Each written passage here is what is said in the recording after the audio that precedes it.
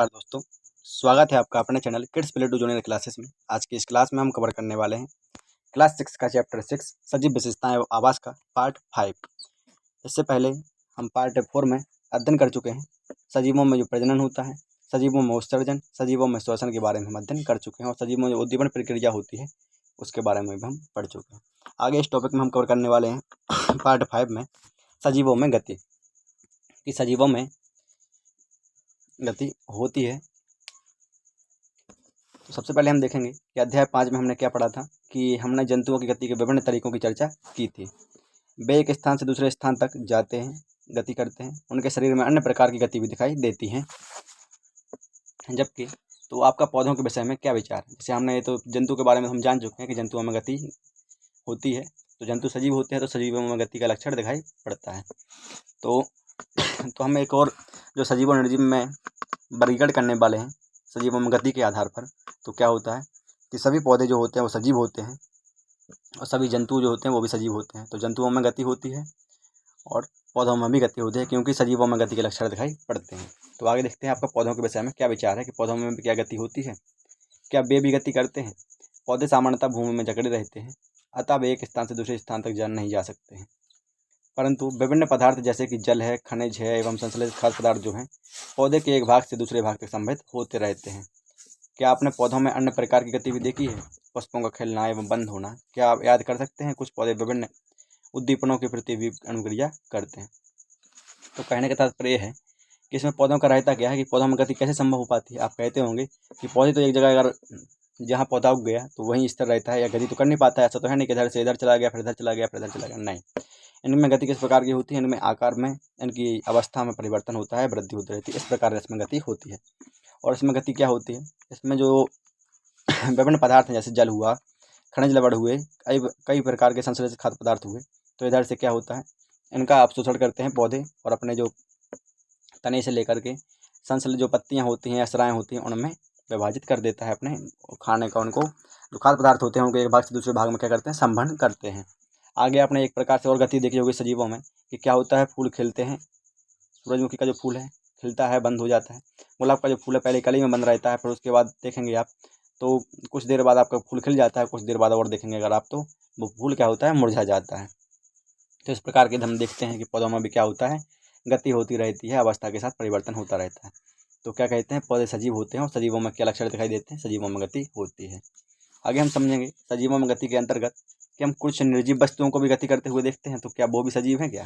जैसे बस है, कार है, कागज का एक छोटा टुकड़ा है, बादल है तथा अन्य कुछ वस्तुएं जो हैं इसके उदाहरण हैं। क्या इनकी गति सजीवों की गति से किस प्रकार भिन्न होती है? जैसे अगर हम कहें कि सजीवों में गति होती है, हमें साधारण वर्गीकरण कर दें तो सजीव क्या होंगे जिनमें गति होगी, निर्जीव क्या होंगे जिनमें गति नहीं होगी। तो फिर तो जो हेलीकॉप्टर है, ऑटो रिक्शा है, कार है, साइकिल है, क्या करता है, गति करती हैं। तो ये क्या सजीव कहलाएंगे? तो नहीं, ऐसा नहीं है, सजीव नहीं कहलाएंगे। तो इनकी गति सजीवों की गति से किस प्रकार भिन्न होती है, निर्जीव पदार्थों की या वस्तुओं की? तो देखते हैं, प्रकृति में विविध प्रकार के जो हैं जीव हैं, लेकिन उस सभी में कुछ लक्षण एक समान होते हैं, जिसकी हम पहले चर्चा कर चुके हैं। मृत्यु सजीवों के लिए एक सामान्य लक्षण है। क्योंकि जीव की मृत्यु होती है इसलिए जीवों की प्रजातियां जो हजारों वर्षों तक अपने सभी अस्तित्व में रहती हैं, जबकि वे प्रजनन भी कर सकते हैं, अपने समान संतान उत्पन्न कर सकते हैं। एक अकेला जीव प्रजनन किए बिना भी मर सकता है, परंतु सजीव की जो प्रजाति है तभी अस्तित्व में रहती है जब उसके सदस्यों में प्रजनन होता रहता है। तो कहना क्या चाहते हैं, इसमें हम समझना चाहते हैं कि प्रकृति में जो है विविध प्रकार के जीव रहते हैं, अनेक प्रकार के जीव हैं, जंतु हैं, पौधे हैं। तो लेकिन उनमें कुछ लक्षण ऐसे होते हैं समान दिखाई देते हैं। जैसे क्या है, सभी सजीवों में क्या होता है, प्रजनन की क्रिया होती रहती है, चाहे मानव हो, चाहे किसी प्रकार का जंतु हो, चाहे पौधे हो। लेकिन इनमें क्या है कि सजीवों में गति तो होती है और निर्जीवों में भी गति होती है। लेकिन सजीव क्या होते हैं, उनकी अवस्था के साथ परिवर्तन होने के साथ वो क्या होता है, उनका मृत्यु भी निश्चित होती है कुछ समय बाद। लेकिन जो निर्जीव होते हैं उनका ऐसा कुछ नहीं होता है कि कुछ समय बाद इनकी मृत्यु निश्चित हो। तो देखते हैं हम क्या है कि एक अकेला जीव जो है वो बिना प्रजनन के भी मर सकता है। सजीव की जो प्रजाति जो तभी अस्तित्व में रहेगी जब उनके भी जो प्रजनन क्रिया है वो होती रहेगी। आगे देखते हैं सजीवों में गति का कुछ और एक और उदाहरण के माध्यम से। तो हमने क्या देखा है कि सजीव वस्तुओं में क्या होता है, कुछ विशिष्ट सामान्य लक्षण समान रूप से दिखाई देते हैं।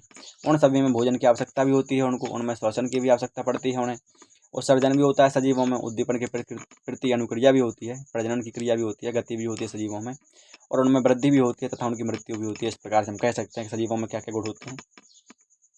तो सजीवों को क्या होता है, भोजन की आवश्यकता पड़ती है। सजीवों में क्या है, उत्सर्जन भी होता है, सजीवों में श्वसन भी होता है, सजीवों में प्रजनन भी होता है, और सजीवों में क्या है, वृद्धि भी होती है। इस अवस्था से वयस्क अवस्था में पहुंच जाते हैं, बालावस्था से किशोरावस्था और वृद्धावस्था, इनमें क्या होता है, वृद्धि में होती है। आगे देखेंगे हम सजीवों में कुछ और गति के उदाहरण। तो क्या हमने कुछ ऐसी निर्जीव वस्तुओं को भी जानते हैं जिनमें इन लक्षणों को समान कुछ लक्षण दिखाई देते हैं। जैसे कार, साइकिल, घड़ी, नदी का जल क्या है, गति करते हैं। हाँ, हम देखा है हमने, चाहे कार हो, चाहे साइकिल हो, चाहे घड़ी की सुई हो, या फिर किसी प्रकार की नदी का जल हो, तो क्या करता है, वो गति करता रहता है। आकाश में चंद्रमा भी गति करते हैं, हमने ये भी देखा है कि आकाश में जो चंद्रमा और सूरज गति करते रहते हैं। हमारे देखते देखते एक बादल के आकार में भी वृद्धि हो जाती है, हम ये भी देख चुके हैं कि हमारे देखते देखते बादल छोटा बड़ा होता रहता है, तो उसके आकार में वृद्धि होती है। तो क्या हम इनको सजीव कह सकते हैं? नहीं, ऐसा नहीं है कि जो निर्जीव पदार्थों में गति होती है तो वो सजीव कहलाएंगे, ऐसा कुछ नहीं। हमें स्वयं से प्रश्न करना होगा कि क्या इनमें सजीवों के अन्य सभी लक्षण भी पाए जाते हैं। तो हमें क्या देखना होगा फिर कि सजीवों में, अगर निर्जीव पदार्थों में अगर सजीवों की तरह गति होती है तो उनमें हमें और लक्षण भी देखने होंगे। क्या निर्जीव पदार्थों में श्वसन भी होता है? तो अगर श्वसन होता है, प्रजनन होता है या उत्सर्जन वगैरह होता है तो वो सजीव है। अगर उसमें ये और क्रियाएं नहीं होती हैं तो वो क्या है, निर्जीव ही कहलाएगा। एक आगे देखते हैं, एक आध लक्षण पाए जाने से ऐसा कुछ नहीं होता है कि वो सजीव के लक्षण उसमें पाए गए हैं। लक्षण भले हो सकते हैं का, लेकिन वो सजीव नहीं हो सकता है। आगे देखेंगे सजीव में गति कुछ और उदाहरण। सामान्यतः सजीव जो होते हैं वे सभी लक्षण पाए जाते हैं जिनकी हमने चर्चा की है, जैसे श्वसन, उत्सर्जन, प्रजनन और वृद्धि वगैरह आदि, और गति। परंतु निर्जीव वस्तुओं में वे सभी लक्षण एक साथ दिखाई नहीं देते हैं। तो निर्जीव पदार्थों में क्या होगा कि वो लक्षण तो इसमें कोई एक आध लक्षण या दो लक्षण पाए जाएंगे, लेकिन एक साथ सभी लक्षण दिखाई नहीं पड़ेंगे। जैसे एक कार है तो इसमें गति तो होती है, लेकिन क्या ये वृद्धि करती है? ये वृद्धि नहीं करती है। ये प्रजनन करती है? नहीं करती है। उत्सर्जन करती है? नहीं करती है। श्वसन है? श्वसन नहीं, कुछ नहीं करती है। तो इसमें क्या है, सिर्फ गति करती है। तो ये क्या कहेंगे हम, यह निर्जीव है। सजीवों में अगर होता तो सब लक्षण नहीं होते इसके कि गति भी करता, वृद्धि भी करता, और प्रजनन, श्वसन, उत्सर्जन सब क्रियाएं होती है, उद्दीपन प्रक्रिया के अनुरूप भी कार्य करता। तो क्या यह हमेशा सत्य है? क्या हमें सभी सजीवों में वे सभी लक्षण जिनकी हमने चर्चा की है हमेशा निश्चित रूप से दिखाई देते हैं? क्या हमें निर्जीवों में वे भी लक्षण एक साथ दिखाई देते हैं? उनमें से कुछ मात्र लक्षण ही दिखाई देते हैं, हमें सभी लक्षण दिखाई नहीं देते हैं निर्जीवों में।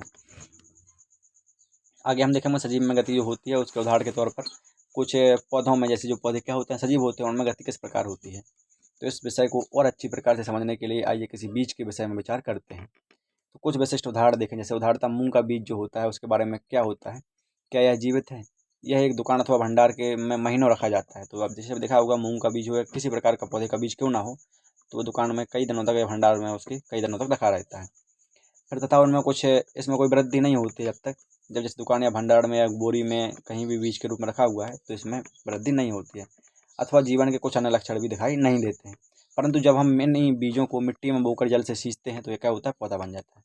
लेकिन इनमें लक्षण कब दिखाई देते हैं कि पौधे क्या होते हैं, सजीव होते हैं, या पौधों में गति होती है या वृद्धि होती है? कब लक्षण दिखाई देते हैं? जब इस पौधे को हम क्या करते हैं, बीज को अंकुरण के लिए मिट्टी में छोड़ देते हैं और इसको सिंचित करते हैं, तो ये क्या होता है, पौधा बन जाता है या पौधे का रूप ले लेता है अंकुरण के बाद, जिससे हमें फल की या फूल की भी आशा होती है। क्या महीनों तक दुकान में रखे जो बीज हैं उनको भोजन की आवश्यकता थी? नहीं, जो बीज थे उनको भोजन की आवश्यकता नहीं थी। लेकिन अब जो पौधे बन गए हैं अगर बीज से अंकुरण के बाद, तो क्या है, अब इनको भोजन की आवश्यकता होगी। इनको उत्सर्जन भी होगा, इनमें वृद्धि भी होगी, इनमें प्रजनन भी होगा, सभी प्रकार की क्रियाएं होगी। आगे देखेंगे हम सजीवों में गति किस प्रकार से होती है, इसका एक उदाहरण लेकर समझते हैं। जैसे आपने गेहूं की एक बोरी होगी तो उसमें आप अगर आप हाथ डालेंगे, आप बोलेंगे अगर गेहूं की बोरी कहाँ मिलेगी, तो आप देखते होंगे आटा जो है वो गेहूं से ही पिसता है, तो आपको गेहूं की बोरी अपने घर में अवश्य मिल जाएगी। तो गेहूं की बोरी में जैसे ही आप हाथ डालेंगे तो क्या आपको कुछ गर्मी का अनुभव होगा? तो आप जैसे ही उसमें हाथ डालते हैं तो आप उसमें देखेंगे कुछ गरम गरम आपको अनुभव होगा कुछ देर उसमें हाथ रोकने के बाद। तो गेहूं की बोरी में कुछ गर्मी उत्पन्न होती है, कहाँ से आती है? तो यह गर्मी जो है बीजों के श्वसन के कारण होती है। तो हम क्या कह सकते हैं कि जो गेहूं के बीज हैं वो क्या कर रहे हैं, बोरी में श्वसन कर रहे हैं। तो सजीवों में क्या होता है, श्वसन होता है। तो पौधे सजीव हैं तो पौधे में भी क्या होगा, श्वसन की क्रिया होगी।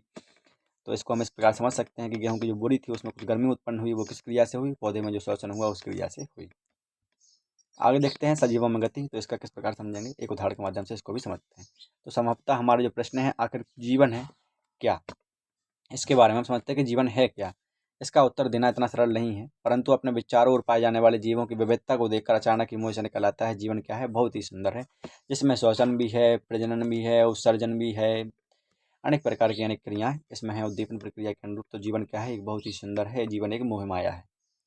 राधे राधे। आगे देखेंगे सजीव विशेषताएं एवं आवास के जो चैप्टर था, चैप्टर क्लास 6 का चैप्टर 6, तो इसके जो कुछ मुख्य सारांश निकलते हैं इस चैप्टर से वो क्या है देख लेते हैं। किसी स्थान का जो परिवेश है जिसमें पौधे होते हैं, जंतु होते हैं, अन्य जीव रहते हैं, उनका क्या कहलाता है, आवास कहलाता है। तो किसी भी स्थान का परिवेश क्यों ना हो, चाहे पौधे का हो, चाहे जंतु का हो, चाहे अन्य किसी प्रकार के जीव का, तो जिस परिवेश या वातावरण में वो रहता है उसे क्या कहते हैं, उसका आवास आवास कहते हैं। आगे देखेंगे विभिन्न प्रकार के जो पौधे हैं, एक पौधे एवं जंतु एक ही आवास में एक साथ भी रह सकते हैं, ऐसा भी हो सकता है, विभिन्न प्रकार के पौधे एवं जंतु एक ही आवास में रह सकते हैं। आगे देखेंगे पौधे और जीवों के विशिष्ट लक्षण एवं स्वभाव जो उन्हें एक आवास में विशिष्ट रहने के लिए अनुकूल बनाते हैं, क्या कहलाता है, अनुकूलन कहलाता है। तो अनुकूलन की जो डेफिनेशन इस प्रकार से है कि पौधे और जीवों के जो विशिष्ट लक्षण होते हैं कुछ इस प्रकार के, या कुछ स्वभाव जो उन्हें एक आवास में विशेष में रहने के लिए अनुकूल बनाते हैं, तो उन्हें क्या कहते हैं, अनुकूलन कहते हैं। यदि वो उस आवास के या उस परिवेश के प्रति अपने आप को अनुकूल नहीं कर पाते हैं तो क्या होता है, वो जीव मर जाते हैं, उनकी प्रजाति के जो लक्षण है समाप्ति की ओर अग्रसर होते हैं। आगे देखेंगे आवास अनेक प्रकार के होते हैं, परंतु सामान्यतः इन्हें स्थलीय, जमीन पर एवं जलीय आवास जल में वर्गीकृत किया गया है कि आवास स्थलीय आवास होते हैं और जलीय आवास होते हैं। आगे देखेंगे विभिन्न आवास में क्या है, सजीवों की विविध प्रजातियां भी पाई जाती हैं। पौधे जो हैं, पौधे जंतु एवं सूक्ष्म जीव संयुक्त रूप से जैव घटक बनाते हैं, यह भी क्लियर है। आगे देखें कुछ और सारांश इस चैप्टर से जुड़े हुए। चट्टान, मिट्टी, जल, वायु, प्रकाश एवं ताप जो है हमारे लिए क्या है, परिवेश के या वातावरण के कुछ अजैव घटक हैं। सजीव वस्तुओं के कुछ सामान्य लक्षण भी हैं, उन्हें भोजन की आवश्यकता होती है, वे श्वसन भी करते हैं, वे उत्सर्जन करते हैं, पर्यावरण के प्रति अनुक्रिया करते हैं, उद्दीपन के प्रति अनुक्रिया करते हैं, उनमें प्रजनन के लक्षण दिखाई देते हैं, वे वृद्धि करते हैं, सजीवों में गति भी होती है। इस प्रकार हम कह सकते हैं कि सजीव में सभी लक्षण पाए जाते हैं तो वो क्या होते हैं, सजीव होते हैं। जबकि निर्जीवों में क्या होता है, इनमें से एकाध लक्षण पाया जा सकता है लेकिन सभी लक्षण में नहीं पाए जा सकते हैं। तो इसी के साथ आज का जो अपना टॉपिक था क्लास 6 का चैप्टर 6 सजीव विशेषताएं एवं आवास का पार्ट 5, तो इसी के अंतर्गत जैसे हमने और इनसे पिछली क्लासों में क्या पार्ट 1, पार्ट 2, पार्ट 3 और पार्ट 4 भी कवर कर चुके हैं। तो इसके वो सभी पार्ट जरूर देखें क्योंकि इसमें जो सजीवों के अंतर्गत होने वाली जो प्रक्रियाएँ हैं अलग अलग, श्वसन, उत्सर्जन, उद्दीपन के प्रति अनुक्रिया, प्रजनन और वृद्धि एवं गति सजीवों में, तो इन सभी क्रियाओं को हमने समझाया है। तो चलिए मिलते हैं अगली क्लास में एक और अगले नए टॉपिक के साथ, तब तक के लिए थैंक यू, वेलकम। अभी तक जिन्होंने चैनल को सब्सक्राइब नहीं किया है प्लीज़ चैनल को सब्सक्राइब कर लें ताकि चैनल से जुड़ी हुई जो प्रत्येक वीडियो है, क्लासेस है, तो उससे आप जल्द से जल्द अवगत हो सकें।